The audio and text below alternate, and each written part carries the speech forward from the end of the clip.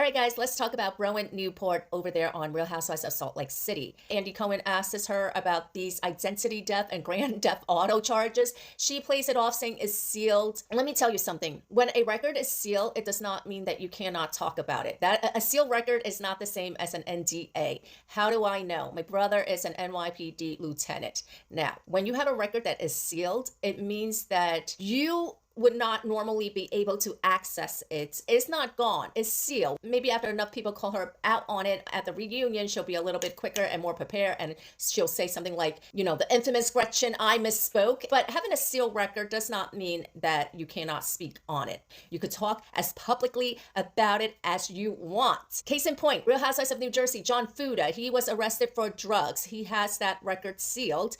It's just a very PR way of saying it so that she doesn't have to explain herself further. That's the first thing. The second thing is that charges were in 2021.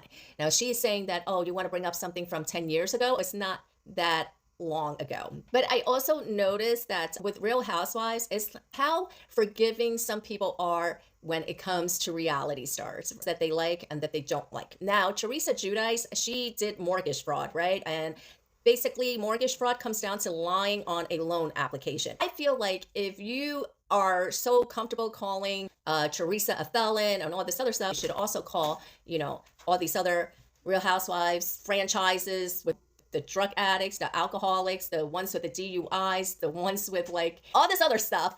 I feel like you should use those labels with all of them. Share that label all around. So I don't think that there is an equivalency in Lisa calling out her $4 million necklace lie when she herself was the one that brought that lie onto the television screen and made a whole entire thing out of it. And if you didn't want to be humiliated like that, you shouldn't have also continued on with that lie when Andy Cohen asked you about it at the reunion. You kind of continued on with it. It wasn't something that someone else brought out. You yourself made a whole entire scene bringing this woman onto television to do this, and then you got embarrassed and humiliated that you got caught. I don't find it to have the same equivalency as her bringing up Lisa's lawsuit. That's one.